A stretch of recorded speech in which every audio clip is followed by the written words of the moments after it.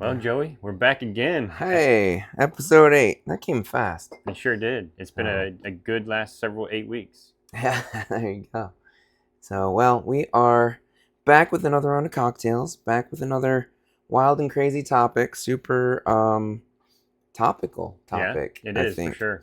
So, what are we talking about today? Today we're talking about AI or artificial intelligence. Oh, okay. There's not enough real intelligence in the world. We had to make it artificial. Yeah, that's true. So, okay. Well, we're going to talk about AI. And, I was just telling him before we started filming, it's, it depending on who you're asking these days, it can be a very, very polarizing topic. Yeah. So, we're going to hit into a little of all that. As we usually do, we're going to get into some history of all that stuff. This week, with the alcohol, we decided to go a little bit different. For better or for worse. Yet to be determined. Yeah, yet to be determined. This may be like our non-alcoholic, taste test we did, episode 2.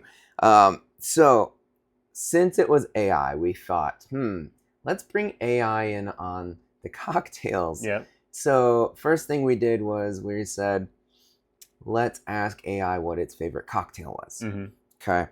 And then after we did that, and I mean, we asked 3 or 4 different AIs, and they all pretty much gave us the exact same cocktail. Yeah. Which is very disappointing. So it's a hive mind, y'all. I'm just gonna spoiler alert. At least in the cocktail department. So then Joseph asks his AI, which we'll talk about a little bit when we get to it, what for basically a brand new cocktail recipe. Yeah. And I asked my AI for a brand new cocktail recipe, and we got some things that are surprisingly similar in certain elements. Yeah. I mean, when you look at the different cocktail ingredients and things and the stuff I had to pull together for this, I was like, oh, I have a new opinion on AI. We'll talk about a little bit later.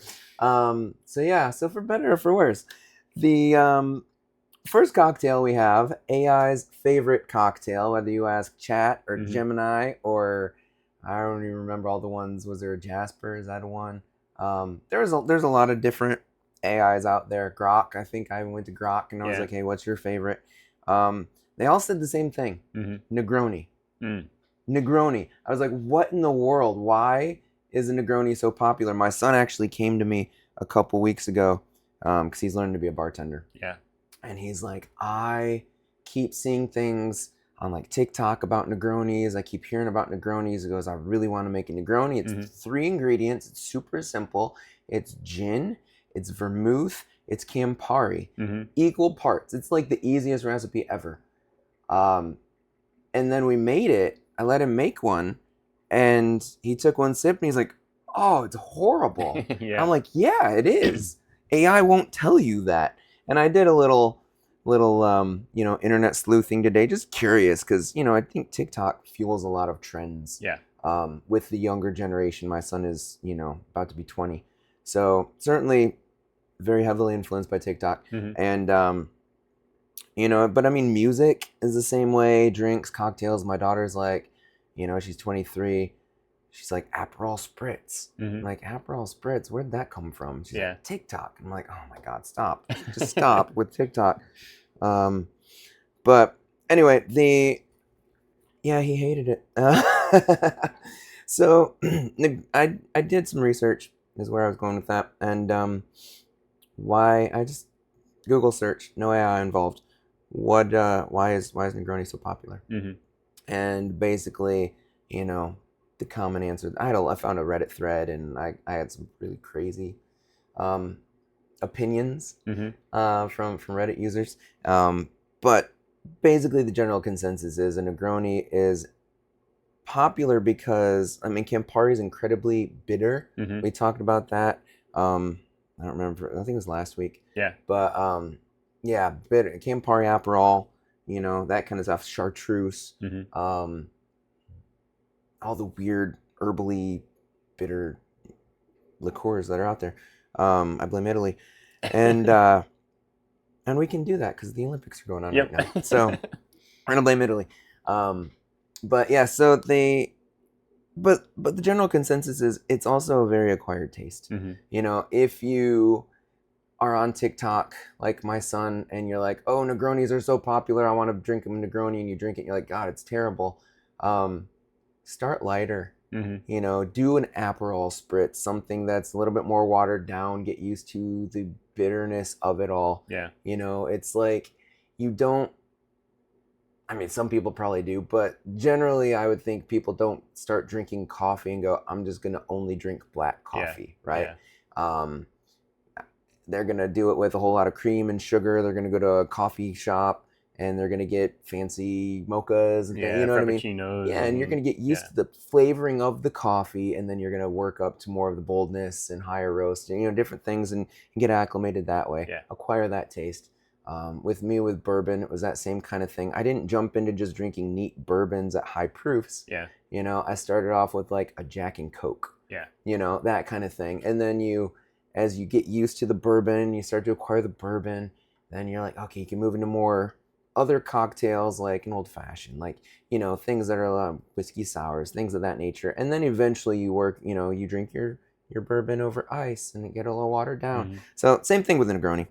It's a long way around to say, if you have to drink a Negroni, start softer, start simpler, get there. Today we're not doing a Negroni because I have my own opinion, and it is not artificial. And since we do a lot of bourbons and, you know, a lot of, I think artificial intelligence kind of knows us as well. So when we're like, hey, make a new cocktail, it tended to go, oh, well, you tend to ask about bourbon. Yeah. So here's some bourbon, you know? So I'm like, we're just going to stick with bourbon. And there's the bourbon version of a Negroni is called a Boulevardier. So super classic cocktail. Probably hasn't made it to TikTok yet. Whatever. You're lost, TikTok. Boulevardier. Instead of, and we're going to make this here right now. Instead of going with equal pours like the Negroni, ounce, ounce, we're going to actually bring back the Campari and the Vermouth just a little bit. Okay. Instead of an ounce, we're going to go with 3/4 of an ounce. And then we're going to double that for the bourbon. Okay. Okay, so we wanted to be a little bit more bourbon forward. So we're going to go with 1.5 ounces of bourbon. And the thing with your bourbon on this, because, you know, we always say, pick the bourbon you like. With a lot of cocktails, it doesn't really matter, but a good cocktail needs to be well balanced. Yeah. And so for this cocktail in particular, if you go with something lower, like an 80 proof, you're going to lose the bourbon because Campari is really strong, really bitter. The Vermouth is very strong. It's going to overpower your bourbon. You're going to get it lost. So minimum, go with a 90 proof bourbon. But I do recommend for this one, go at least 100. And an easy way without studying the shelves and going, what's the proof? Because the proofs are usually pretty small on the label. General rule of thumb, any bottled and bond bourbon is going to be 100 proof. Yeah. So find your favorite bottle and bond bourbon and pick that up and try that in this drink if you want to try it with us. I will say Chattanooga whiskey out of Chattanooga, Tennessee. Go figure. They make one of the best bottle and bonds I've ever had. I don't have that one right now. I have the regular Chattanooga whiskey. That's 91%. So I do have the Wilderness Trail. This is their wheated. The yellow label is their wheated, but this is bottle and bond. So this is our 100 proof. We're going to go with this one today. And we're just going to build it right here in the glass. We've got our rocks glass here. I'm going to fill it with ice first. So we're going to do that. And then, okay, like I said, 1.5 ounces of the bourbon. So we're going to go 1.5 ounces here. And we're just going to pour that in. Boom. We are going to go with the Campari for some reason. And we're going to go 3/4.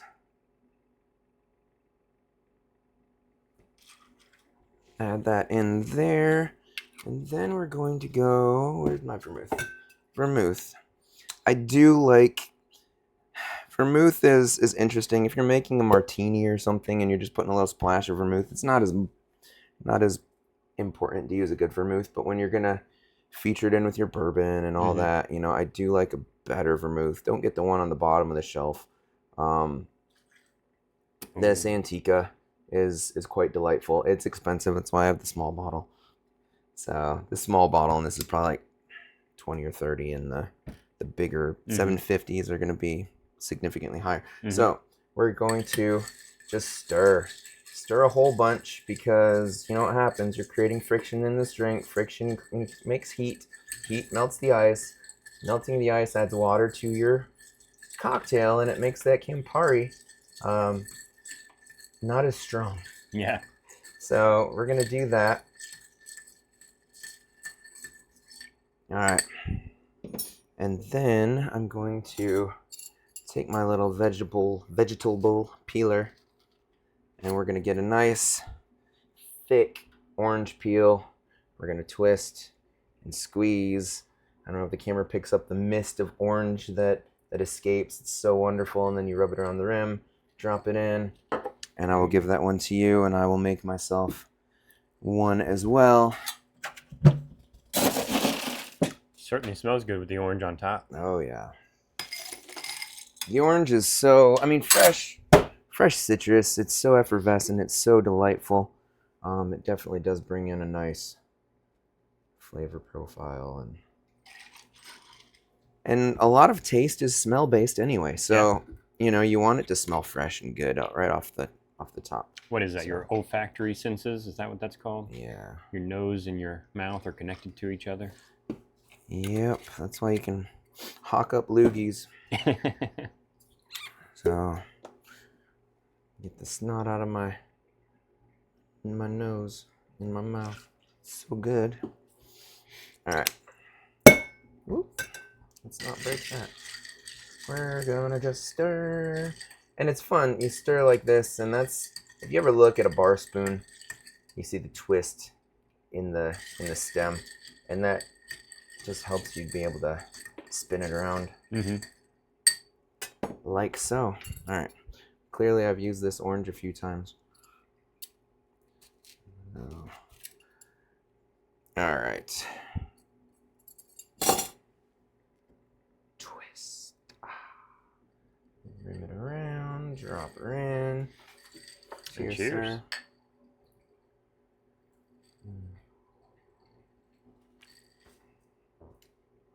Okay.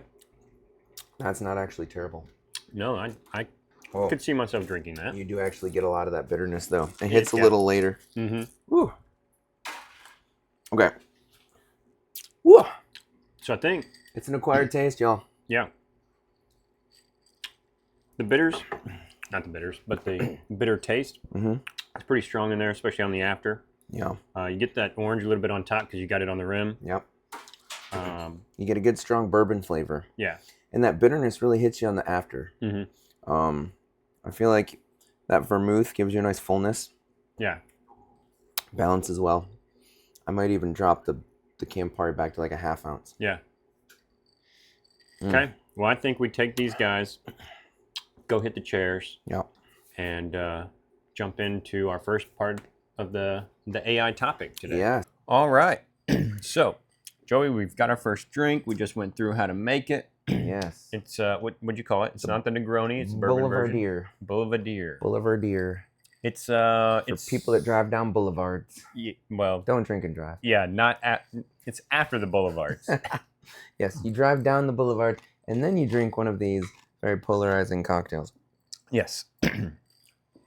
Okay, so we're talking about AI this week. What is AI? Artificial intelligence. Yeah. Okay, first of all, you mentioned history.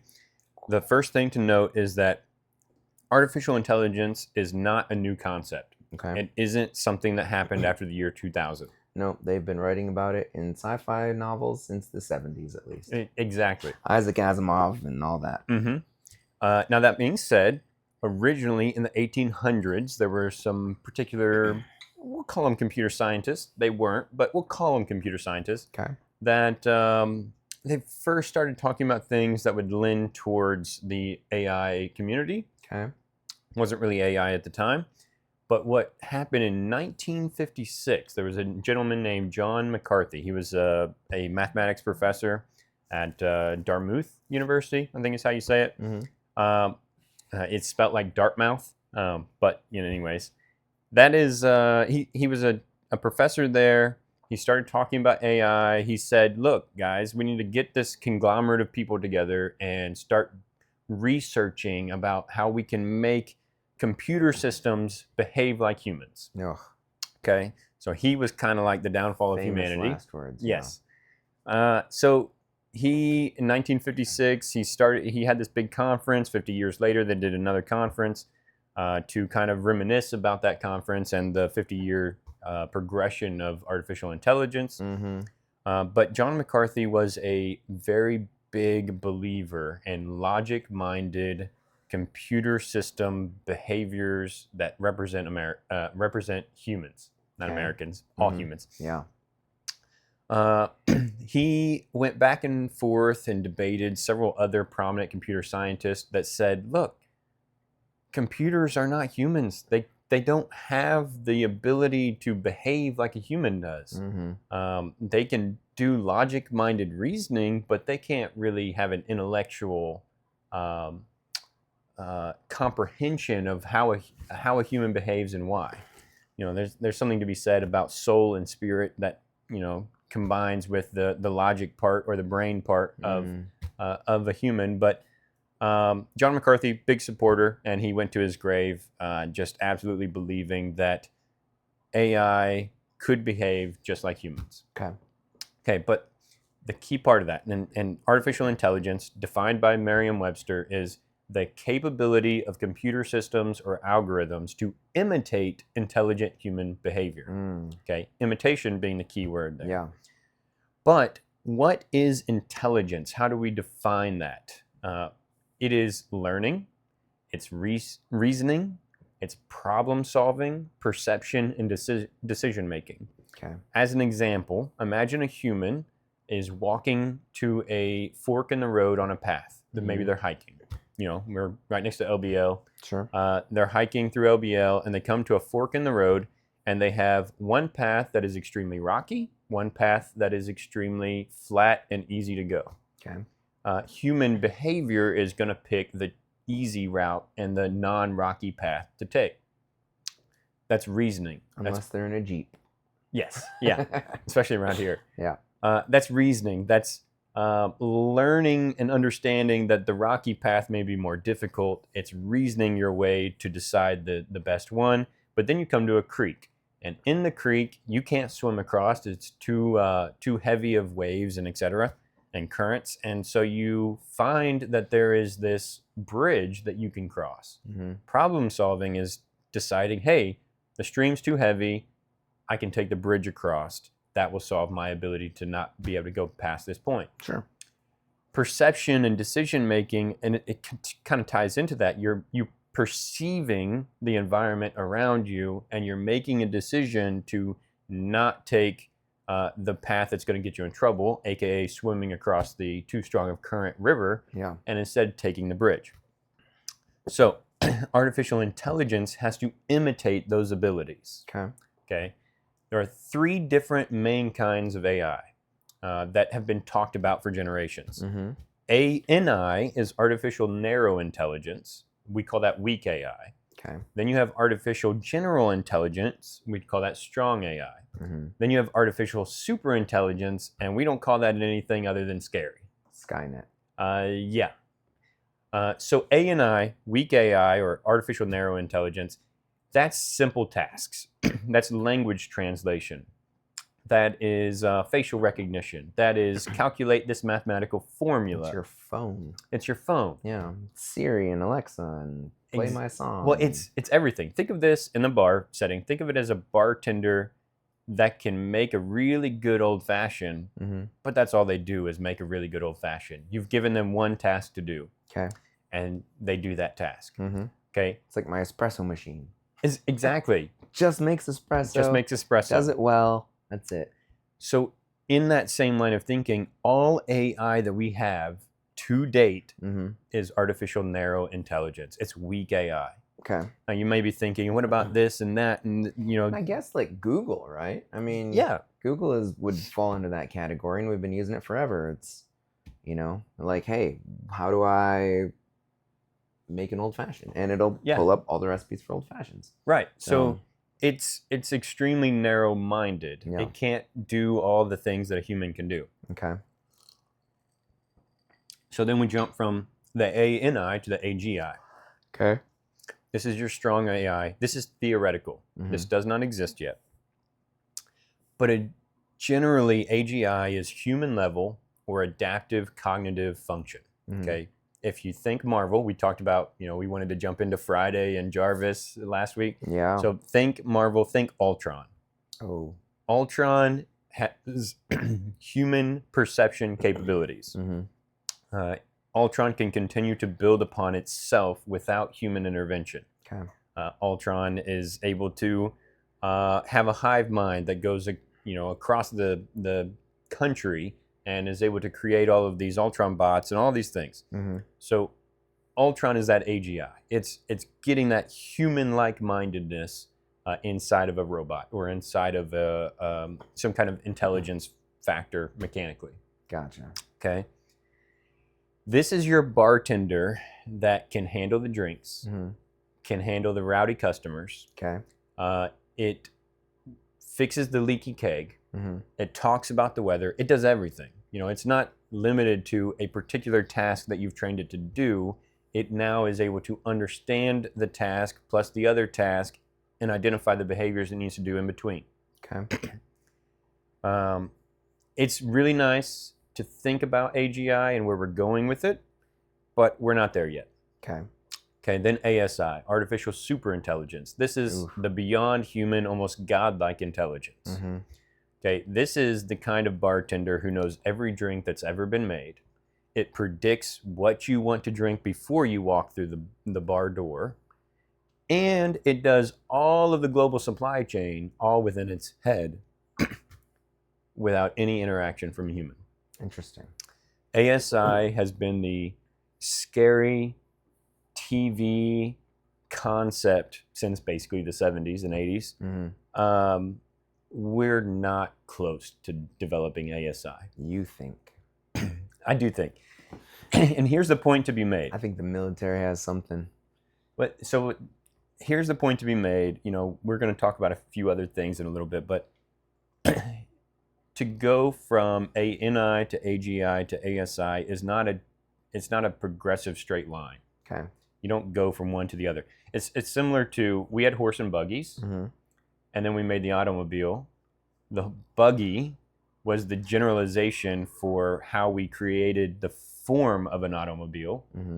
Four wheels, a carriage kind of thing that you can sit in. But the technology used for the buggy is not the technology that was used for the car. Right. So we're not going to go from the AI that we have currently to super AI, that just runs the world. The technology is not going to be the same. The progression's not the same. It's not a straight linear path. So we don't have to worry about ASI just taking us all out in the next couple of years. Not yet. Not yet. Contrary to what several doomsayers would like to preach about. Now there is obviously some concerns to deal with AI. We'll talk about those later on this episode, but it's not the main thing that we have to fear right now. Sure. Okay, so AI.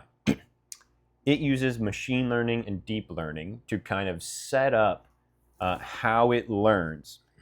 That's the totality of next week's episode. So we're not going to dive into machine learning and deep learning. Okay. But just know that that's what AI uses. It's a subset of AI or a category of AI, not this totally new, different thing. AI uses foundation models. It's where we get generative AI and where we get LLMs, which is large language models. Okay. Think of Gemini, ChatGPT, Gotcha. Grok. Okay. Foundation models are the vodkas or whiskeys to the cocktail. You use them to make other stuff. Okay. Large language models are similar to autocomplete, but instead of predicting the next word or the next letter in a word, it's the next sentence. It's the next paragraph. Gotcha. So LLMs, they're just predicting things over and over again. They are trained by humans. We'll talk about that more next week. And then retrained over and over. Okay. They use a token percentage to determine the likelihood of the next word, or pixel if it's doing multimodal and it's doing graphics, or sound if it's doing audio files and making songs and making music. And then you add a temperature, which is how close to the likelihood do you want this to be, and then it confirms that temperature for that. So what does this mean? Let's say you say a sentence like, the sky is, and you don't finish.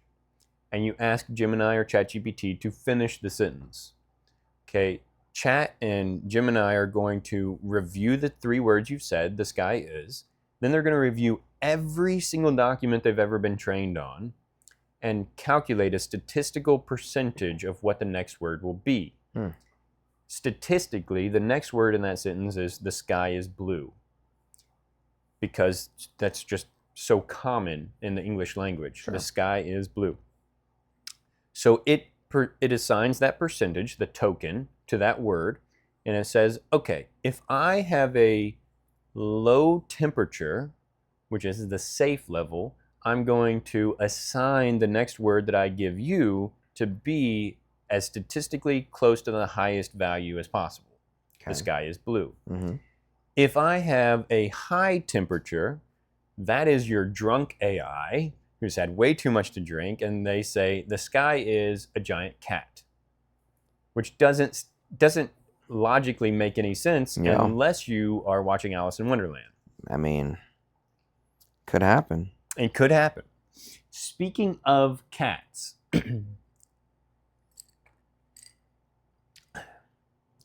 AI,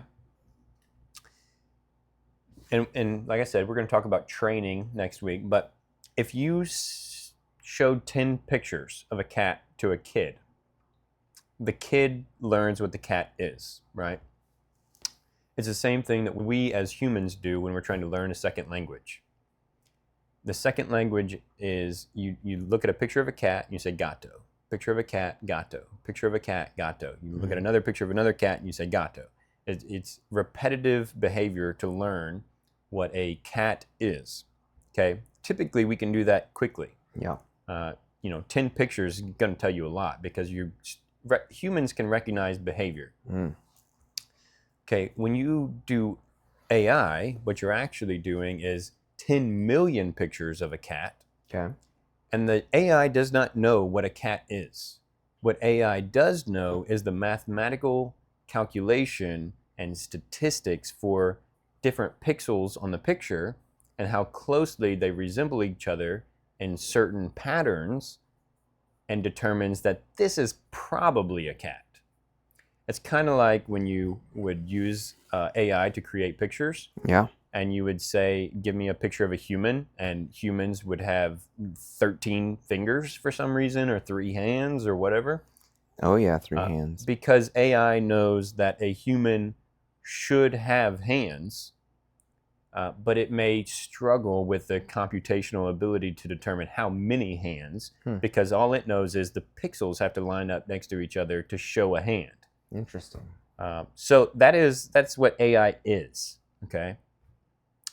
We're about to, I think, refill our drinks with the next cocktail. Yep.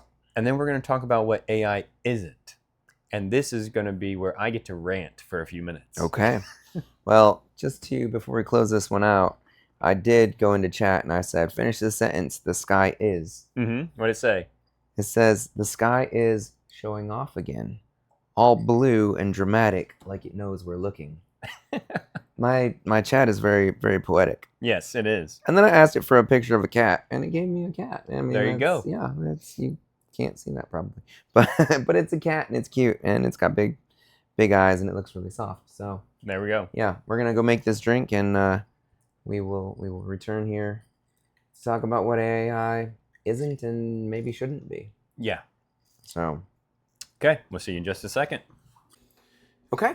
All right. We are back for drink numero dos. This one, I'll let you about it, or a little bit, because you, this is your AI Yeah. creation. So I did jump into Gemini, and I said, Gemini, doing a podcast. We're going to be featuring topics about AI, what AI is, which you guys just heard, what AI is not, which you're going to hear shortly, and where AI is going. And I said, I need to have a drink that is fashioned by you for this podcast. And I said, but here's the rule. It cannot be a drink that has ever been made before. So it's got to be a fresh, brand new cocktail. And then I said, and because I like bourbon, it needs to be bourbon focused or whiskey focused. And it then created something. I sent that over to you, and you said, yeah, I don't have all that. No. So I said, Gemini, that's really good, but we don't have all those ingredients, and we don't have time to get them before the episode. So what are some alternatives? Yeah. So it spit out half a second later some alternatives, and I sent that over to you. And yeah, and I ignored those. Yeah. Because I didn't really, I mean, one of the alternatives was orange marmalade. I do have that, but it's like, we have better things we can use. So yeah. But I think that leads into the point of, we talked about what AI is, and in a few minutes, what AI isn't. And AI isn't a bartender. No. It can only, assess the things that have been presented to it in the data and give you a statistical calculation for what might be good. Yeah. But it can't, yeah. taste the alcohol. It's true. It's, not a taste tester. It's one of those things that may look good on paper. Mm-hmm. Yeah, but in practice. So that's why this is we have no idea where this is gonna go. Yeah. Either of these next two drinks. So don't judge us. We are just the messengers of evil. So we're gonna jump into this one. The name Gemini gave this cocktail is the Neural Networker. Mm-hmm. Okay, and then profile bold, umami forward, and sophisticated. Yeah. And I had to look up umami because it just sounded like I was gonna eat sushi, and I was like, okay. But it's I mean, it's a flavor profile. One of the 5 categories of flavor. Basically means like meaty and savory, and that confused me when I was looking at the ingredients in this drink. But the vibe, because AI is all about vibes. The vibe is an old fashioned that went to grad school for data science, and I don't even begin to understand what that means. No, me neither. So, data science. Okay, the Neural Networker. I think they just threw that in there to justify the name. All right, the base on this one, he said bourbon. AI said high proof bourbon. Yeah. So we're going back to our friends that we know are super high proof, HK Young. This is their wheated. This is 122 proof. Woo. So I was like, I don't think I have anything higher proof on the shelf than this guy. So we're going super high proof. We're doing 2 ounces because why not? This is Tipsy Tech Talk. And the only thing we're doing later, because we're filming this on Super Bowl Sunday, is watching the Super Bowl. And every American is tipsy watching that, so it's fine. All right, so, and if you're not drinking enough of the Bud Light, because those Clydesdale commercials are all about it. Yes. So 2 high proof, 2 ounces of high proof bourbon. It then wants to go with 1/4 ounce of maple syrup. Okay. So maple syrup, I have a nice bourbon barrel aged maple syrup. This seemed to fit right in. I'm not going to necessarily go with a 1/4 ounce. I'm going to go with a bar spoon. I think that's enough. You're just looking for a little bit of sweetness. You're just under probably a 1/4 ounce, and I don't have to get that sticky syrupy out of my jigger. I'll get that later. All right, and then it wants 2 dashes of walnut bitters. I brought out this mason jar earlier, and he looked at me. He's like, "What is that?" And I said, "These are the black walnut bitters that I've been aging for a couple of months. So it's a little bit cloudy because there's a whole lot of black walnuts in there. So we're just gonna go with was it 2 droppers? Yeah. I'm looking at a cheat sheet because I didn't memorize this recipe. Yeah. So walnut bitters. We'll see. I mean, walnut bitters are great in a lot of drinks, so it's not a big deal. A pinch of smoked sea salt. I didn't have smoked, I didn't have time to smoke it. I have a little bit of fine granule, fine crystal sea salt from Trader Joe's. So I'm just going to grab a little pinch, drop that down in there. This is going to be interesting. So, all right. Pinch of sea salt. And then the one thing it asked for that we did not have is Amaro Montenegro. Amaro Montenegro is another one of those Italian bitter liqueurs, like a Campari, a little bit different than a Campari. It's probably closer to Aperol, honestly, as at least over Campari, but it's very citrus forward. A lot of orange, bitterness, things like that in it. A lot of herbal, honestly, cinnamons and coriander. Just a whole lot of weird stuff. Cassia root, which is a bittering agent, which I actually use when I age my bitters. So instead of that orange marmalade, we're gonna do a little Gran Gala, which is it's an orange brandy, Italian orange brandy. So I figure it kind of works. And we're gonna go with just a 1/4 ounce of Gran Gala here. So just, that was too much. I'll just pour a little bit in yours, a little bit in mine. Okay. It's hard to pour a 1/4 ounce. Yeah, that's a small amount. It's a little bit.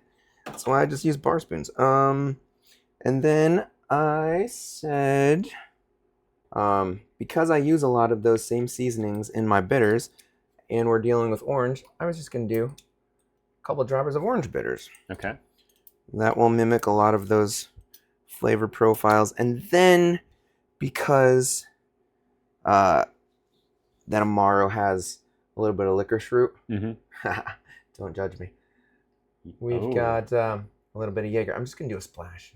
I'm actually going to, so as to not overpower it, we're just going to put a little splash on a bar spoon and drop that in there. Yeah, Jager and Herb Saint and what's the one I'm trying to, absinthe, you know, and to a lesser degree chartreuse and things like that. They have a very strong, I don't know how you pronounce it, anise, that black licorice flavor to it. So it can be extremely overpowering. You don't want to do too much ever, because it'll completely change the palate and the profile of the drink. So we're going to just add a little bit of ice, and we're going to stir a lot on this one, because we put salt in here and maple syrup and a whole bunch of things that I mean, maple syrup, there's nothing wrong with maple syrup in a drink. It's just a good sweetener, like agave or, you know, simple syrup or whatever. Or honey, you know, just a good natural sweetener. But that salt, I want to make sure that salt dissolves. Yeah. So we're going to do that. And then this one calls for an orange peel as well.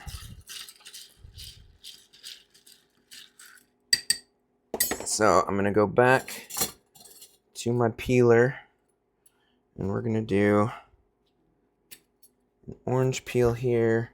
We're going to express and mist and throw that around the rim and drop that in. So, and of course the orange peel is good garnish. If you ever are playing with cocktails and you're not sure really what you should garnish with, if you're just trying to, you know, combine things and, you know, flavor profile, all that stuff, just kind of look at what you're putting into the drink to see what you should garnish it with, right? I mean, Gran Gala is an orange, so it makes sense. We did orange bitters, so an orange peel is great. This is the weird thing. This is where AI may or may not win, lose, or fail. So I got fresh sage leaves. I picked the best ones.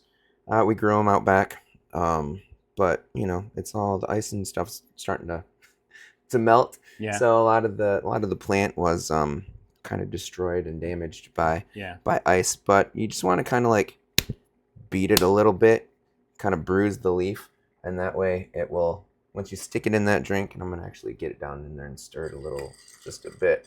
It just releases a little bit more of that the oils in the leaf if you beat it up a little bit. So, all right. Give it a stir, combine all those flavors. I'm really scared. All right. I guess let's cheers to this guy. Yep, to AI. Neural network.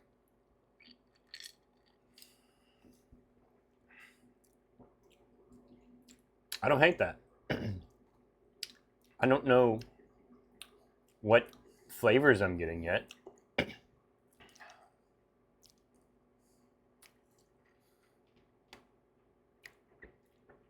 Oh, there was a salt on that one. Mm-hmm. Yeah. I think my taste buds have been rebooting. That's why I wasn't able to speak. I was like, oh. I think the first drink, anytime you do espresso orange, you're always going to get that orange taste the first time. The second taste, I got more salt. Yeah, that salt's weird. Mm-hmm. I mean, you get, like on the front end, you get a little sweetness from the maple, from the citrus. But then on the back, it's just this dry, harsh saltiness. Yeah. That kind of like sucks all the... I'm not sure how I feel about that.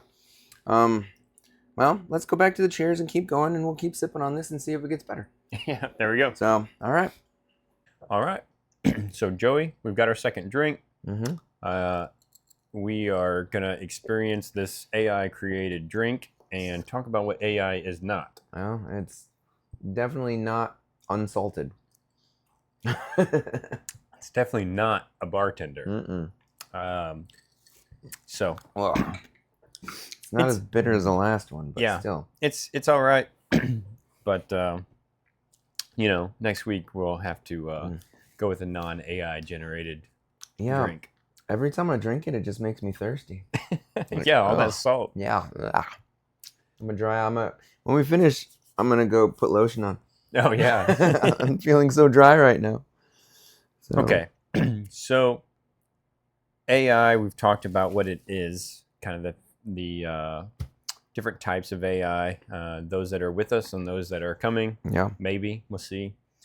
Now we get to talk about what AI isn't. And I kind of alluded to my frustration with AI last week. Yeah. Because we were talking about every company in the world has just thrown AI in their marketing flyers. Their brochures, their website, everything, especially in the tech world, is AI. Yeah. I'm like, no, not everything is AI. AI is not this cure-all for you being able to sell your product, for one. Mm-hmm. And for two, AI is not the number one thing that every company in the world needs to be participating in. Okay? You don't have to use AI to sell your product just because it's the buzzword for the last 3 years. Yeah, I think it's just it's the trendy thing that, like, if you're not AI, you're not cool. AI is helpful. It's useful. It's good to have. It isn't the best thing on the planet. Mm-hmm.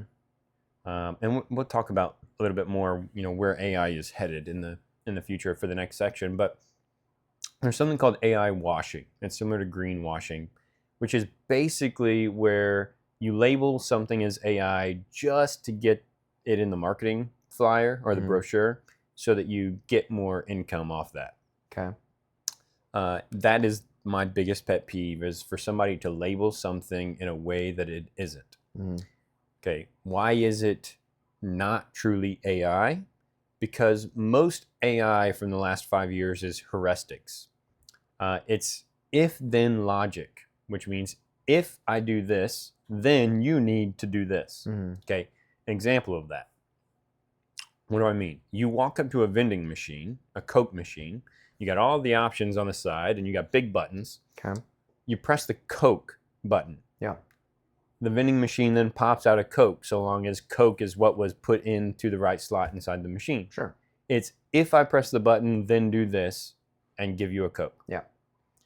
The majority of AI in the last 3 to 5 years was heuristics. It was just if-then. Mm. If I say this, then do this. Okay. AI is supposed to be probabilistic, meaning you don't use this rigid script that says if and then do this. It's more of a calculation of if and then, 30% might do this, 60% might do this, 10% might do that. Mm. So it is based on a probability of what might be the correct answer. Okay. That 60% maybe. Sure. The marketed AI 5 years ago, a waiter walks up to you and you're sitting there, you're eating your food, you have a smile on your face. Mm-hmm. The waiter is going to say, "What about your meal did you enjoy?" Or you have a frown on your face. The waiter walks up and says, "What about your meal did you not enjoy? What should I have done differently?"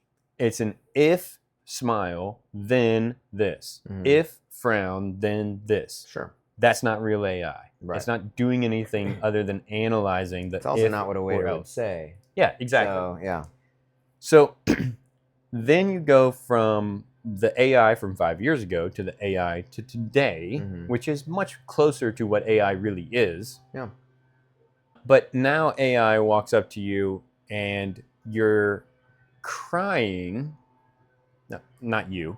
A woman is crying, Mm-hmm. but they're smiling. It's implied that it's happy tears. The waiter sees a ring on her finger and infers from the statistics of happy tears and ring means proposal date, and then offers you a glass of champagne to celebrate. So AI is no longer following this rigid script, but analyzing the behaviors that it sees and says, okay, I recognize some important things that tend to calculate or statistically approach Sure. a proposal. If A plus B equals C, chances are Yeah. D. So it may be totally wrong, Yeah. but it has a pretty good likelihood that it's right. Mm-hmm. That is AI. She could be holding her grandma's ring because her grandma died. Could be, I but you're mean- not gonna. You wouldn't be having a tear plus smile thing unless you're reminiscing on a good moment. So, Sure. I mean, that there is always going to be an outlier Yeah. for the statistical probabilities, but that's all AI is doing is statistical probabilities. I mean, in that scenario, though, too, offering a glass of champagne, you'd be like, you know what? I miss my grandma and I want to get drunk. That's right. So, I mean, it could still apply. I personally not going to choose the champagne. We Yeah. talked about that a little bit in the weeks prior, but Yep. I'm going to say, okay, give me a celebratory Well, bourbon. So far, I would take the champagne offered over any other cocktail. It's Yeah, suggested. okay. So. Okay, so another thing that AI isn't. AI isn't non-trainable. Okay. Okay, if you have a software and that software does not require training, it is not AI, most likely. It is probably just a rigid set of if, then, or if, else, or else, if, then statements. Okay. It's because of this, do this. You have to train AI repetitively. And when we talk about machine learning next week, we'll talk about why, but it has to be repetitive training. This pet peeve of mine, the AI washing, is so constant that the FTC last year started suing companies for claiming that their bots were going to replace humans. And really, the bots were just a bunch of faulty scripts that weren't even working 100%. Yeah.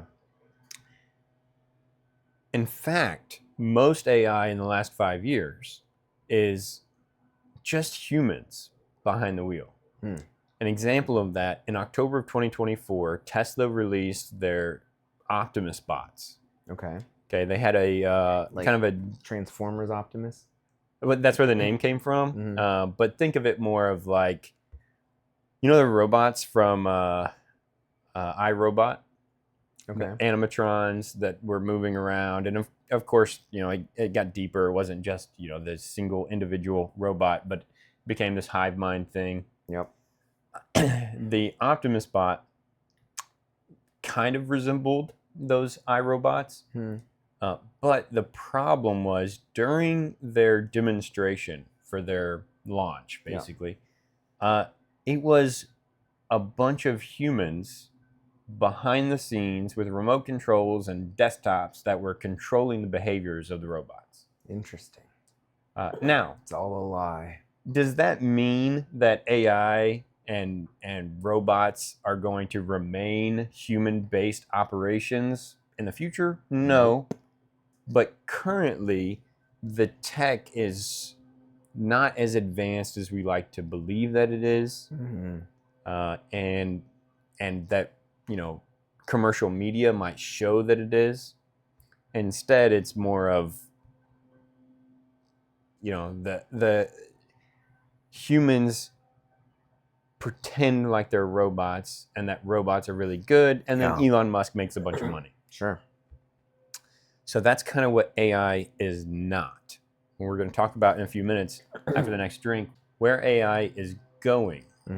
But before we do that, I need to remind you, not that this has anything to do with this side of the section, but last week you told me to remind you about smart Legos and their Lego bricks. Yeah, and I was actually just thinking about that. I actually remembered on my own.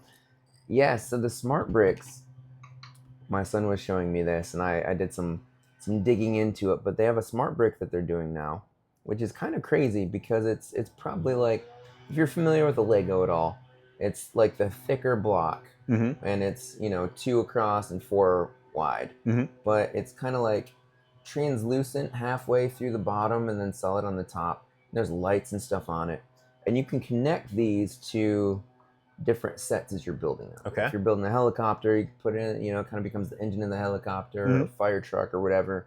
And then there's chips that they have now in certain Lego figures. Okay. And so it's able to read I'm sure this is more like, after hearing all this, I'd imagine it's more like an if-then kind of thing. But the smart brick is able to produce lights and sounds based on how you use the brick to build. Okay. And based on the chips with the other pieces coordinating with it. Yeah. So they've been, the first wave of them is really like Star Wars focused. Yeah. And the big set that they have is a scene with Luke and Darth Vader, and they have these kind of like wands that they're on, and there's kind of a platform on the end, and so each figure's sitting on them with lightsabers, and the smart brick goes on the other end of the wand, and each one has its own smart brick. But as you kind of maneuver the wands to simulate like a lightsaber battle, as the lightsabers connect and clash, it makes the sounds of a lightsaber. Okay. And as they move around, it's like vroom, vroom, vroom, yeah. And so you get this cool effect and the lights and everything for it. And so it helps, I guess, simulate the play a little bit more. Yeah. But if you were to build into a helicopter and you spin the propeller and you move it around, it makes helicopter noises. Okay. So it adapts and it changes based on what you build with it and how you play with it, and how it interacts with the other things around it. So I would be super curious to do some research on this, and I probably will, to determine if it's really heuristics, if it's if-then statements, or if it is adaptive, if it truly understands the difference, like not that it understands the difference, but it calculates the difference of lightsaber and Star Wars-esque or helicopter-esque or whatever other behaviors it might do, or if it's hard coded for a specific feature that might say if Star Wars related equals Star Wars related kind of thing. Yeah, then lightsabers. Yeah. So I'd be interested to do more research on that. But that's cool. It would be. Yeah, it's very neat. I was a huge Lego nerd growing up. Actually, my senior year of high school, for spring break, when everybody else is going down to like wherever and partying, I stayed in my room and I built a scale model of the Burger King that I worked at out of Lego. Oh, that's awesome. It was awesome. It was huge. The thing was massive. But it was, I love Legos. I love creativity. I love building things. So it was, when he told me this, I was like, wait a second, this would have been like, 12-year-old me's wet dream to have these Lego figures. And, so, but yeah, I mean, it would be interesting to see how adaptive it is. And if it's one of those things where it's like, is it based on the chip in the figure? Like if you built a helicopter but Darth Vader was flying it, would it make lightsaber sounds as it flew? Yeah. Kind of thing. So Yeah, it'd be interesting. Maybe if we do an episode or something on it, or a segment on it in a future episode, maybe we'll get a Lego set and we'll demo it out. Yeah. And then you can tell us how it works. There we go. So that sounds good. Maybe. And then we'll drink while we do it. That'd be great. Yeah. Yeah. So Legos my 12-year-old alcohol. Yeah. No, I did not drink when I was 12, nor did I even think about it. So, but yes, I'm tired of this drink. Let's get new ones. Yes, let's do. So we're gonna go make our third cocktail. See what chat has for us. I said Gemini. They can't let us down forever. Yeah, we'll see. And we'll be right back. All right, here we are again. Here we are for round 3, and man, let's hope this one is a little better than the ones before. We'll see what happens. All right, I went to ChatGPT. On mine, and I said, hey, I need a spirit that has never been done before, a cocktail, like you did, something that's never been done, something that doesn't exist, something that's definitely not on TikTok yet. Yeah. And maybe after this we'll see. My son will come to me, where'd this drink come from? Yeah, we went viral on TikTok. Yeah, right. And so of course it gave me a bourbon drink, and I was like, I don't really want a bourbon drink. So I fought back and I said, tell you what, I've got a spirit that I just happen to have on the shelf that I've never really played with before. I was like, let's get really weird. Okay. And so I was like, I have Kachaka. And Which it was never heard of. Yeah, I know, I hadn't either until a little while ago. I've actually been sitting on this bottle for probably a little over a year. But so Kachaka, it's not a clear spirit. It is aged, and Kachaka it's Brazilian. So it's similar to rum. Okay. In the sense that rum and Kachaka both come from sugarcane. Okay. The difference here is that Kachaka is done from fresh sugarcane juice, and it gives it a more grassy and kind of herbal flavor, but still giving you that sweetness that you find in rum. Whereas rum is made from molasses, which is a sugarcane byproduct. So that's the difference. It's not exactly the same thing. Kachaka is a lot bigger outside of America. It's not very big in America. Yeah. Because, we'd rather drink rum and, that kind of stuff. So Brazilian spirit, actually, you know what? Let's just do, because we've never really had this before, we're going to do just a small hint of it by itself. Because I think before you do anything with any ingredient, I don't care if you're cooking, I don't care if you're making a cocktail, you really need to know what all your ingredients taste like on their own. Yeah. In order to successfully combine those. So it definitely has kind of a rum on the nose scent.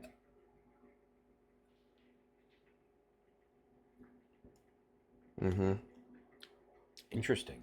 It is. It's like a grassy rum. It's it's good.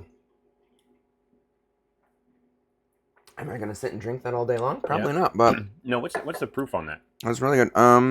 Good question. 96 proof. Yeah. So 48% alcohol by volume. And this is actually this is aged in Kentucky bourbon barrels for a minimum of 1 year. Interesting. Yeah. So it's Brazilian, but then aged in Kentucky bourbon barrels. That's why I probably like it. Yeah.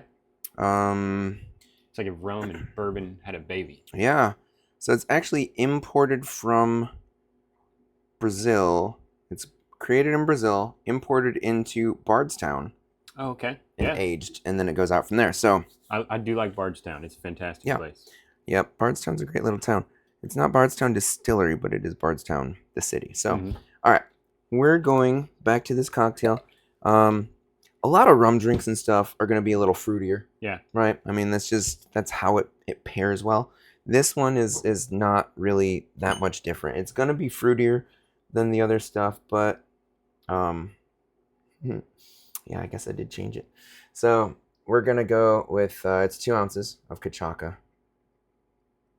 I will tell you what I changed here in a minute, because I changed it. The original recipe on this called for chartreuse. Chartreuse is made by French monks in some monastery high in the mountains, and it's chartreuse has become like green chartreuse specifically. They do a green and a yellow, and they're very much like a Campari. It's very bitter. It's bitter, slightly licoricey, and it's become pretty scarce to come by. I did have some airplane bottles of green chartreuse, but I couldn't find them. And so I was like, yeah, chat, I don't have my chartreuse. So, and I actually wanted me to use lemongrass and a whole bunch of weird stuff. So, we modified a little bit. So instead of chartreuse, it was like, hey, if you want to make it more of a porch pounder, use some some orange curacao. And so, you know, usually curacao is blue. At least when you think about curacao, it's going to be blue for like a blue Hawaiian, you know, those tropical kind of drinks. Done with rum, we're just going to do a 1/4 ounce of orange curacao in there. So it's an orange flavored liqueur is what it is. So, but I added this. It's important to note ChatGPT said chartreuse, which is bitter and tastes like licorice. Okay, just putting that out there. Now, we're going to go with a 1/2 ounce of pineapple juice. Told you, tropical, fruity, all the things. Okay, we're going to go with a 1/2 ounce of lime juice.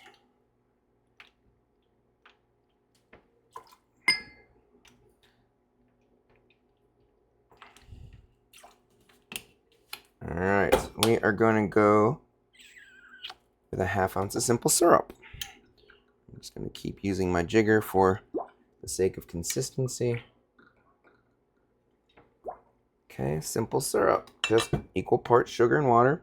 Boil till it dissolves.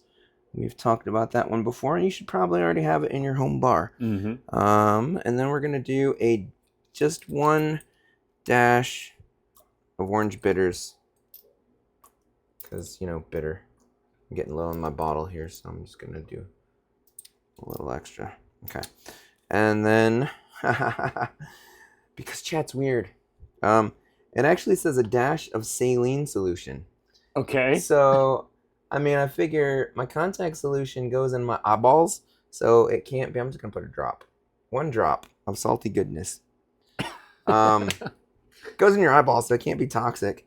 Never really drank it, but I will say whenever my wife puts her contacts in the morning, the cat jumps up and licks the saline out of the thing. Yeah. So if it's good enough for a cat, we're not going to go there. I'm not going to eat Purina and Iams and all that stuff. So, although I could, I guess. So, all right. And this one says a lime peel. And this is where I failed you because I don't have any limes. Not whole limes. I have lime wedges. So we're just going to go with the lime wedge. Because, ta-da, fancy. Take this lime, run that around, fancy.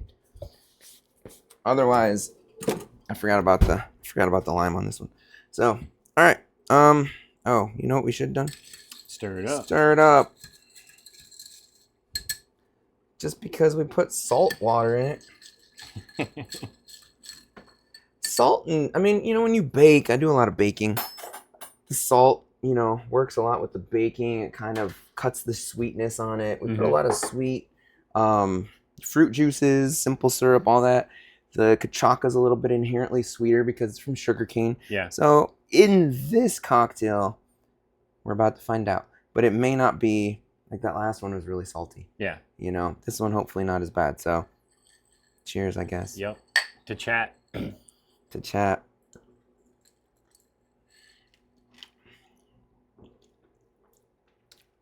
That first sip, all I get is lime. Oh, it's because I rubbed it on Yep. the... and the lime juice is near the top. Yep.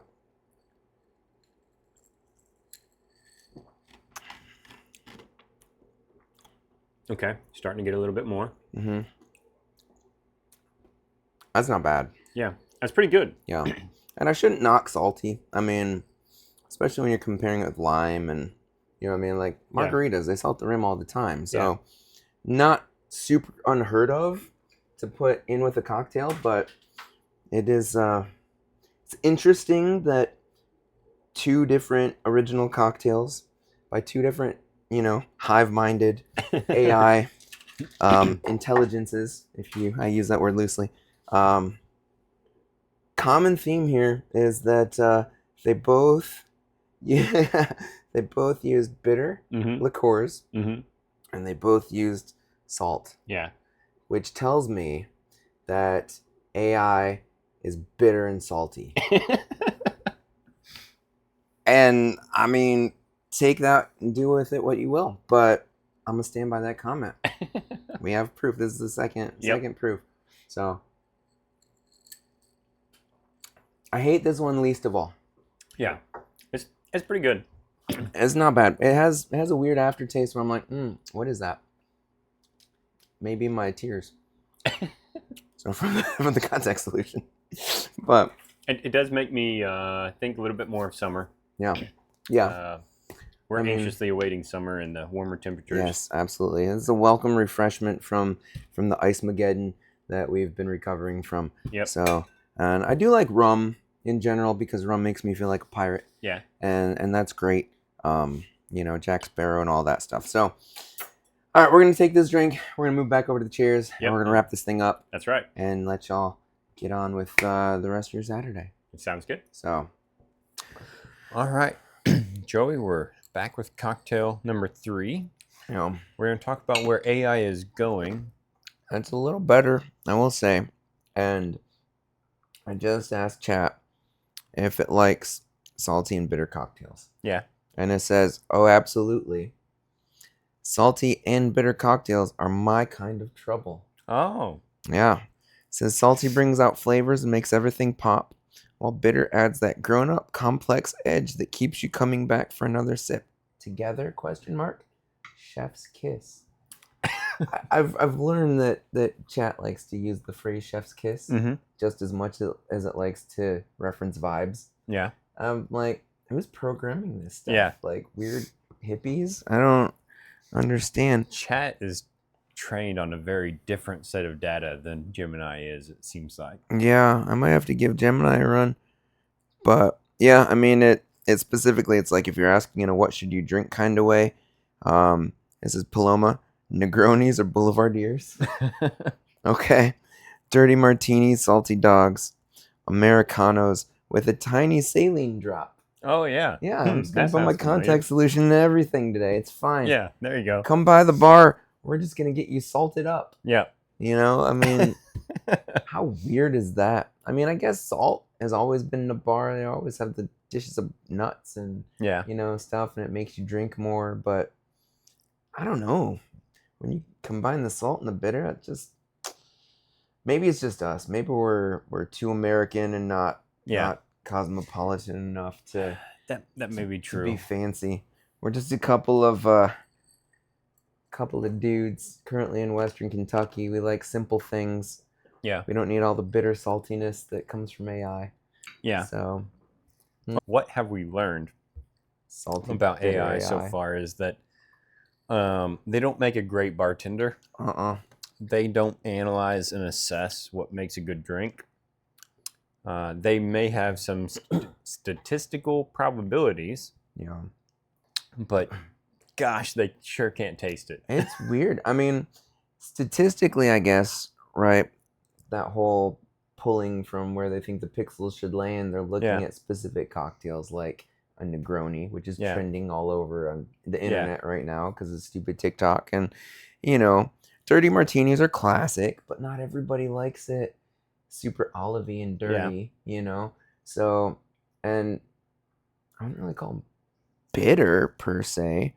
Definitely some saltiness in there if you're doing dirty with olives. Salty dog with the grapefruit and the salty rim. Grapefruit can be bitter, but you know, it's pulling statistics and pulling that data, and then when you ask it to make a new cocktail, I guess we're gonna blame TikTok for all the world's problems right now. Yeah. So it's like, yeah, these are what's trending on TikTok. So this is where you should go. I'm like, no, did you try it? I mean, that's so weird. This one is palatable because I overrode its algorithm. Yeah. So yeah, we like, went a little bit different than just what AI said to do. So that was nice. Still salty, but I mean, it's okay. It's got a little more sweetness and a little more fruit, but I mean, honestly, here in Western Kentucky, 80%, just throwing out a random number, 80 to 90% of our clientele would not drink something like this. Oh, yeah. We have a few people that come in and they're a little classier and they do drink, dirty martinis and stuff like that. Occasionally we'll get somebody who, needs salted rim on their margarita, but otherwise, no, it's a lot of sweet. What do you got that's fruity and sweet? They want the sweet wines. They want the, so I don't know. We're not in Italy. That's right. So we need to go to the Olympics and get a taste for Negroni. So that's my take from AI. Yeah, I would agree. AI is good at a lot of things. Mixing drinks or deciding what needs to be in them is not one of them, at least not yet. We'll see what happens in the coming years. That's right. Speaking of the coming years, yes, let's talk about where AI is going. It's going to Italy. Yeah. Who knows how much of the Olympics is actually AI generated? That's a discussion for another time. But current AI is now what we call generative. Okay. It generates things based on the communication that you give it, but generative AI is still communication-esque. It's the communication between the user and the AI, and it's a conversation there, but it's not any tasks. It's not doing. It's not performing. Future AI, and what we've seen a lot in 2026, is agentive AI or agent AI. Okay. You were complaining last week about how Alexa has a new voice. Yes. So I did some research yesterday about Alexa Plus, which is where the new voice came from. Yeah. Alexa Plus is more of a cheerleader in your house all the time. Yeah, but Alexa Plus is more of an agentive AI. Okay.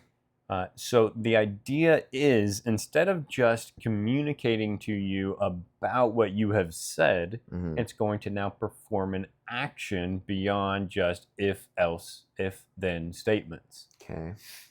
So what does that mean? That means you say, Alexa, I need you to schedule me an appointment for next Friday, or maybe you say something a little bit different.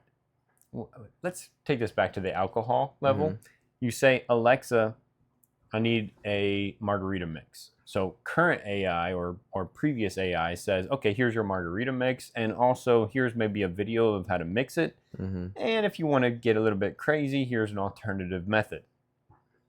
Agentic AI is, yeah, okay, you want an AI mix for a margarita, but why? And you say, oh, I got a party next weekend. So AI then says, oh, here's your recipe for AI margarita mix. And also, I'm going to check your fridge. And also, I've ordered the components you don't have. And also, I've sent a calendar invite to every single one of your friends that you want at this party after checking your schedule. So agentive AI is actually starting to perform. It's starting to do. It's starting to take the place of the butler, or take the place of the secretary of... It's more Jarvis. Exactly. Yeah. It's, I'm going to do the thing that I know is next on your routine for after you've asked this question. Or at least try to predict. Yes. Because I don't, I may have people on my phone that I'm like, I don't want at my taco party. That's true. You might. And then, when that person or people show up and I'm like, man, I really hate her new voice. Because she made these people show up at my party. So that is kind of where the future of AI is going. In the form of physical robotics. Think of the Optimus bot that we were just talking about earlier. Yeah. Or other kinds of robotics. There's something called the VLA. That's going to be your vision, language, and action models. Essentially, that's a robot who, when you say, please clean up this spill inside the bar, then the robot says, okay, I've analyzed that you've asked me to clean up the spill. I've analyzed what the next performative action will be to clean up the spill. Yeah. And I've analyzed what I need to do as the next step to perform cleaning the spill up, and then proceeding on to the next action. So VLA and just progression of AI is analyzing what you've asked it to do, determining not only what you've asked it to do, but the actions it needs to take, plus what it needs to do after that. Okay, so that, that's way beyond generative, because it's not just creating this picture, it's doing something for you. Sure. Okay. Yep. Almost, and I'm gonna pick on someone here because I know she's never gonna watch this, and I'm gonna see, because she keeps saying she's gonna watch it, but she may not. But Katie, our bartender, I feel like she would be like a VLA model. Oh yeah. In this case, and I'm gonna put that out there in case she watches it, because then she'll get mad and she'll yell at me. But she can't yell at me if she doesn't watch it. So that's true. Yeah. So Katie, you're exactly a VLA model, and that's why we love you. Yes. Yeah, we love Katie. Just kidding. Or am I? We'll see. This is a discussion that she and I will have if she ever watches. Yeah, it'll be 4, 5, 6 weeks into the future, but we'll see what she says. She'll never say anything. So then we go from VLA, and we talk about AI in specific industries. So one that gains a lot of traction right now is biochemistry. Okay. The reason for that is because AI algorithms and AI analysis can look at current packets of data, basically, in order to predict protein structures, like say in a human or in animals. And what it's doing is it's saying, okay, you've given me a bunch of data from the last, let's say, 100 years.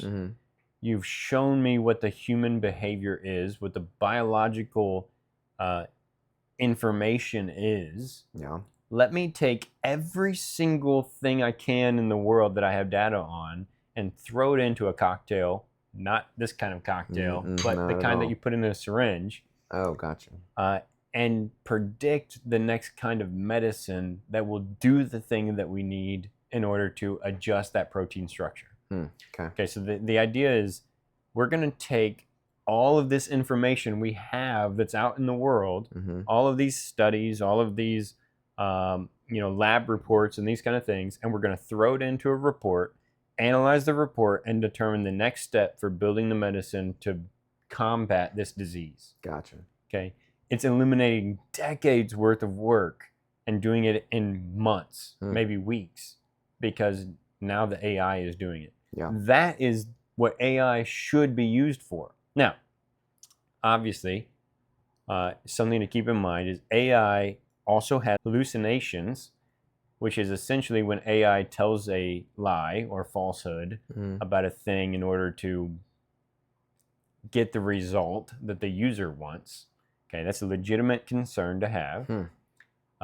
But if you can, take the data, take the AI's research, take the AI's solution, and then peer review it with humans to determine, hey, this thing actually does what AI says it does. Now we can create medicine a lot faster. Now we can do this or that task a lot faster. Yeah. Okay. Tagging right along with the next point of reference is AI is not replacing you at your job. Oh, good.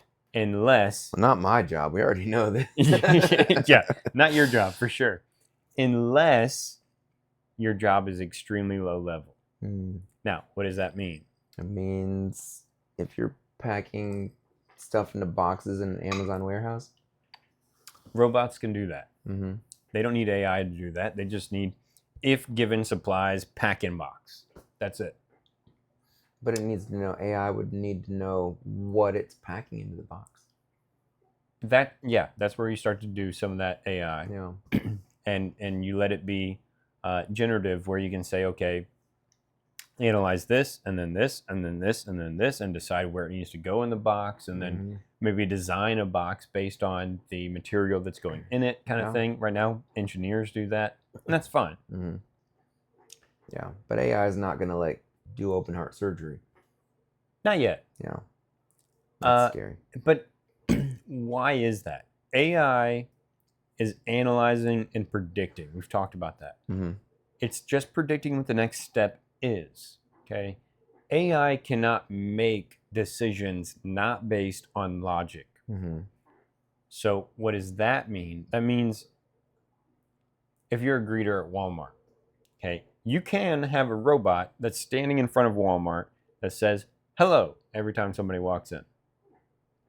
What you can't do is have a robot that analyzes every person that comes in and says hello, and also says, hey, I see that you have 3 kids. Do you want this shopping cart that has the little kid thing on it? I don't know that Walmart does that anymore. I haven't seen one, but like the cars. Yeah, they got the little cart. Yeah, different kinds of carts.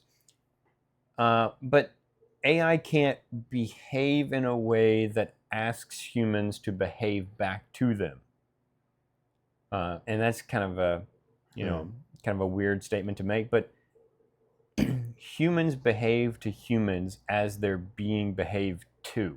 Sure. AI can't do that. It can only analyze what's right in front of them and say, do this based on that.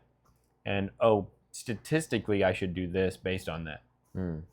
But humans are perceptive. Humans are recognizable. They can understand emotion. Most people can understand emotion and understand where they need to go to from here. Yeah. So is AI going to take away your job as bartender? No, but if you've seen, what's that movie with Jennifer Lawrence and Chris Pratt, Passengers? You can't have a bartender that can make a drink. That doesn't mean the bartender can understand why it's making you that drink, or can understand the human interaction behind the drink. Well, you're also in a spaceship.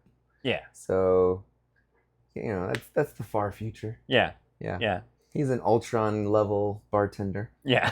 So, basically. Yeah. He's getting there. But I mean, here on Earth, without the spaceship, without the next 10 years, we're not going to see AI advance so far. Now, AI is constantly advancing. AI right now cannot generate its own machine learning for future progressions of that same AI. And we can do a little bit of that. We'll talk about more of that next week, but it's not so advanced that it can understand emotions. It can't understand human interaction at a behavioral level, as opposed to a logical level. So that's where AI kind of falls off a little bit. But the other thing is that AI is going to remove that administrative overhead. For an example, I said last week I was going to allude to this week. At work, I have created a new employee manual for the whole company. But I took that employee manual and I threw it into AI when I was finished, and I said, hey, proofread this whole thing, find all the grammar mistakes. It did a fantastic job. I fixed the grammar mistakes. I said, proofread it again. Find the mistakes that aren't grammar related, but are, related to laws in Kentucky and the United States. And I said, okay, here's the things you're missing. And I said, perfect. Took those things, added them in, corrected them, checked the grammar, threw it back into AI, into Gemini, and it said, okay, proofread this whole thing. What am I missing? What doesn't exist in this employee manual that needs to be there for every employee manual? And said, well, you're actually missing this. You're missing that needs to be inside of this employee manual. And this is the way you might present it in a way that matches the format, the tone of what you're trying to convey. Interesting. Perfect. Took those things, added it to the contract, rewrote it a little bit, threw it back into AI and said, proofread all of it now. Tell me what I've done wrong. Tell me what mistakes I've made. It gave me this last proofread list. That's using AI as it was intended. Not just, throwing in take a picture of me and, you know, create this picture of me with a vest on and in front of a concert and all this crazy stuff. Like, no, I took my own abilities, Right.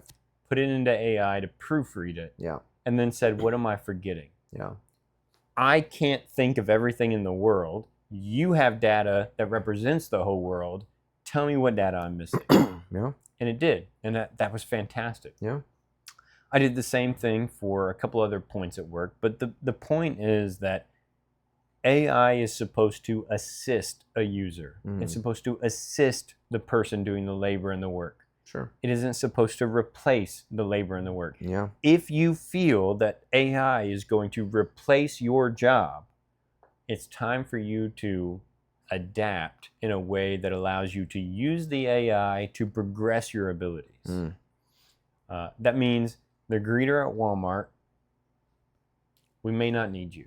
The cashier at Walmart, we may not need you. The kiosk and the cash register, the AI that's put into it, it can do that job. It can calculate money. It does not need you for that. Yeah, but it's not always great because it always, I don't know, my wife will tell you, every time I use one of those self-checkouts, it always errors out. It can. Always. For sure. For me, always. Like, well, 90% of the time. It's going to error out on me and it's going to be like, you didn't do this right. I'm like, ah. And that's where human interaction and human intervention is super important. There is a reason why there's 3 or 4 people at the Walmart checkout, the Walmart self-checkout, that their sole purpose is to go to the self-checkout lanes and fix whatever the algorithm didn't do right. Yeah. It didn't change their job from not being needed at Walmart. It changed their job from, I don't need to be at every self-checkout lane.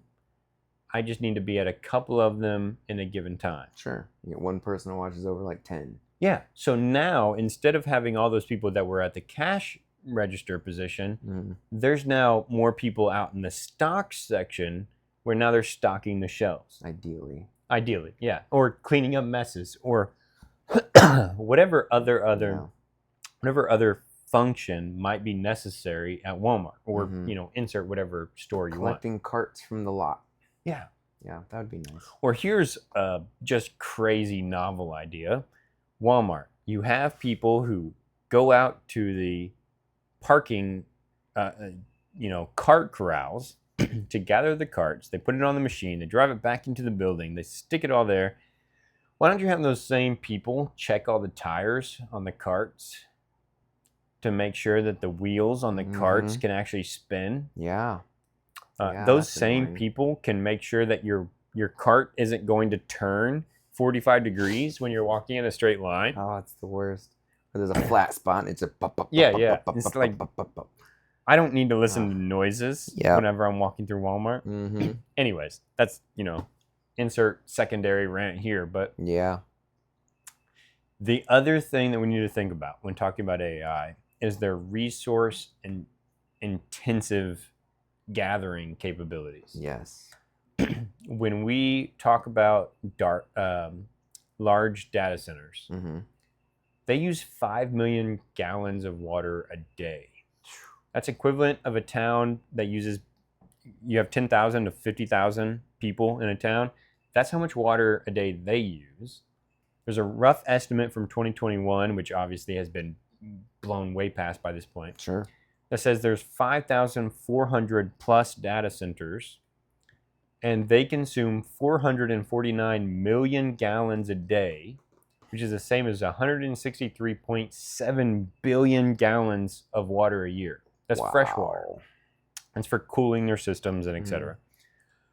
Now, I don't say that as, we're going to never have fresh water again.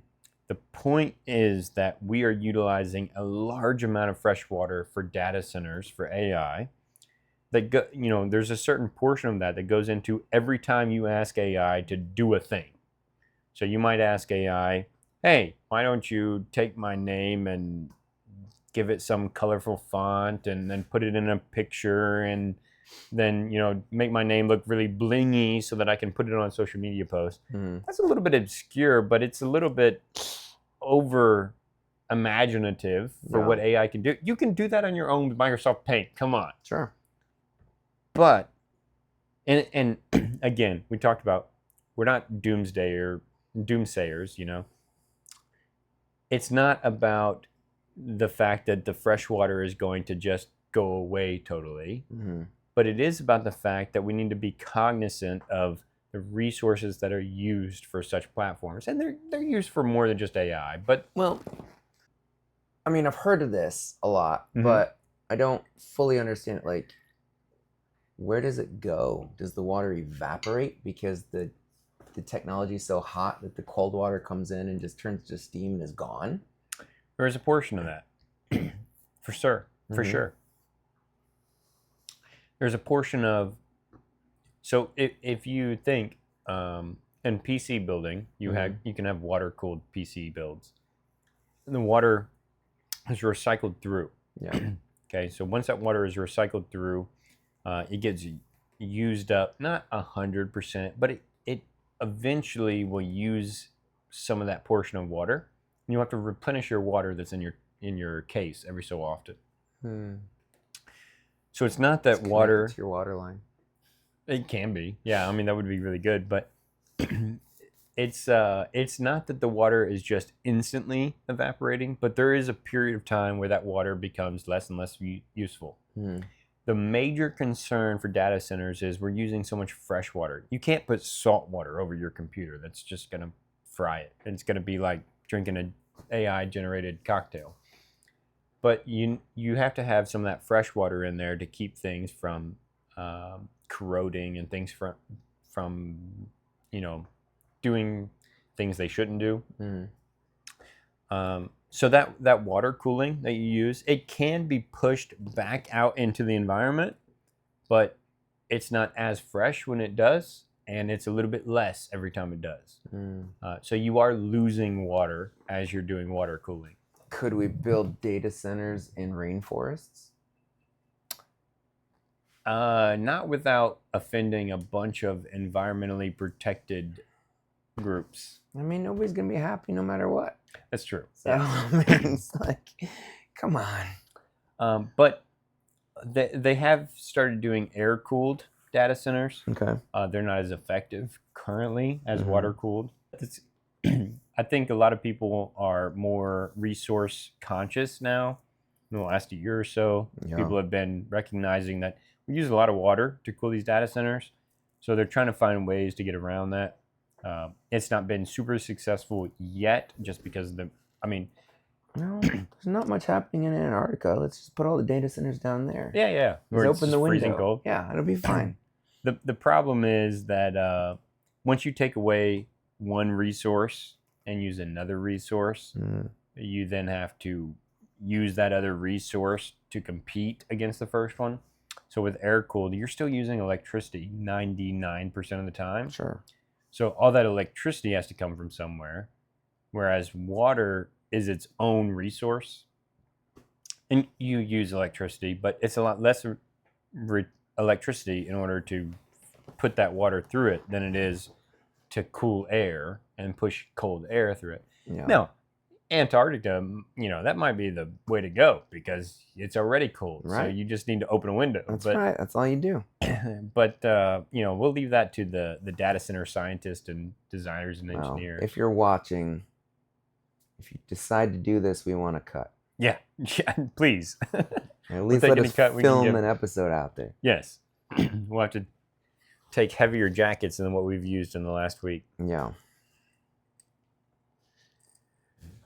Okay, so the very last thing, same idea about resources is RAM. It's interesting. The last year has been a really big change in the market for RAM. I built a PC about a year and a half ago, a year and a couple of months ago. Got pretty good pricing on all of my hardware. If I tried to build the same PC now, it would be about 50% more.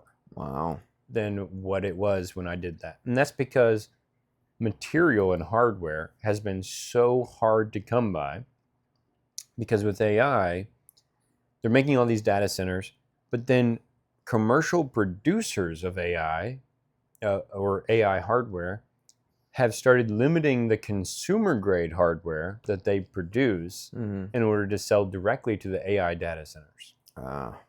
So DDR4, DDR5 RAM is almost impossible to get right now. And the price is 200, 300% what it was, because they're selling this, they call it high bandwidth memory. Okay.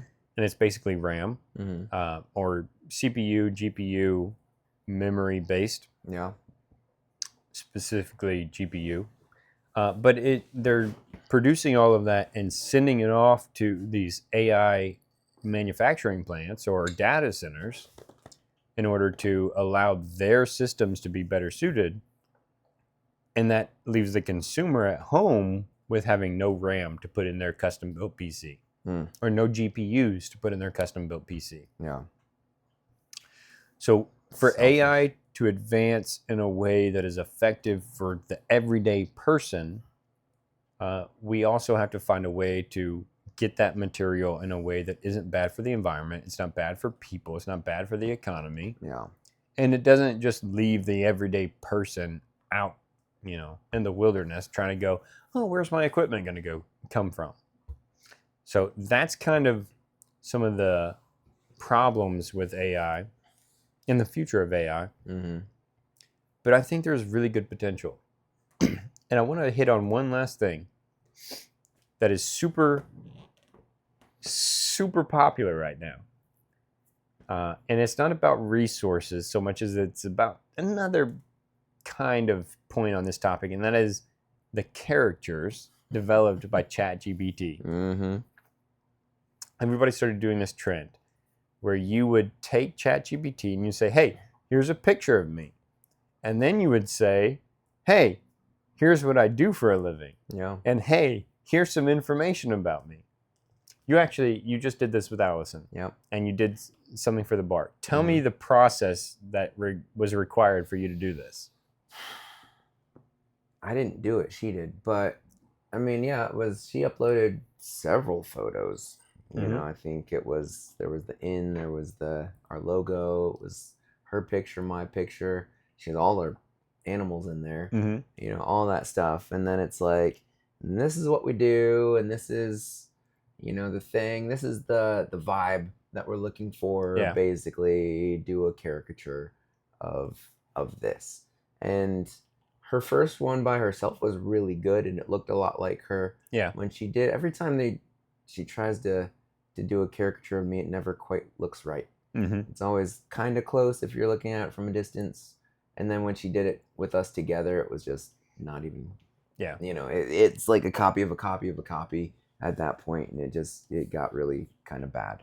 But I mean, there's a lot of them that are like, sometimes it hits dead on, because we've seen a lot in our feeds of friends and, coworkers and stuff. And it's like, sometimes it's spot on, and other times, it's nowhere close. Yeah. And every time it's done me, I've had 3 hands.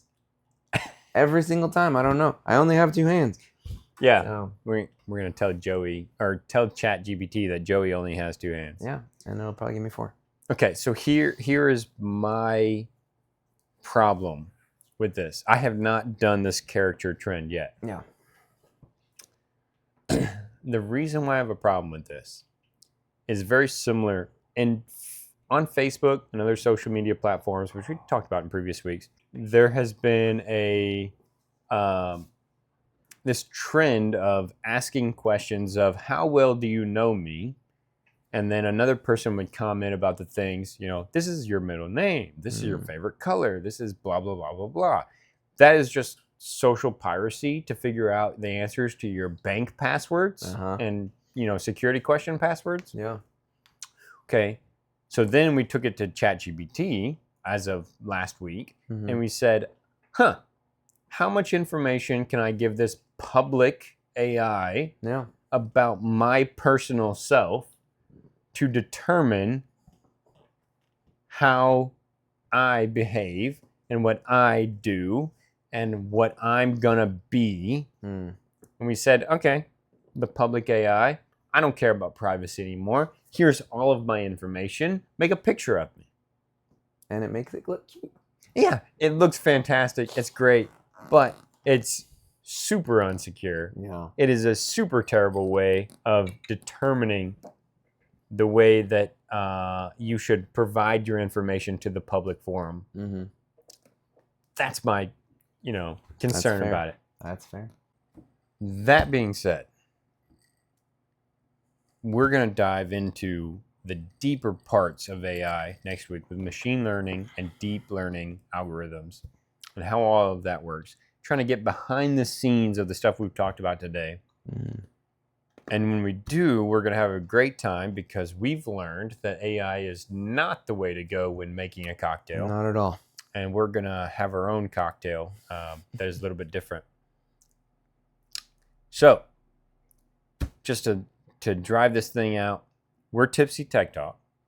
We, in case, this is your first episode with us, first of all, go back and watch number 1 all the way through 8. And second of all, we like to take things beyond just the standard conversation, throw a little bit of alcohol in it so that we can talk deep or simple or whatever, and it all seems like it flows together, at least to us while we're recording. May not to you by the time you're watching it. But stay safe, follow your local laws and regulations, don't drink and drive, and we're Tipsy Tech Talk. Yeah. See you next time. Yeah, if you have questions, comments, anything you guys want to hear, know about, learn, drop us a line. And, we're happy to add that into the schedule for, we may already have it coming up. You never know. Yeah, we're constantly adapting our schedule for the topics that are coming up. And, we'd love to hear from you guys on what you would like to learn about. Maybe it's a specific kind of drink. Maybe it's a specific kind of technology. But we'd love to hear from you. So drop us a line. Until next time. Yep. Stay tipsy.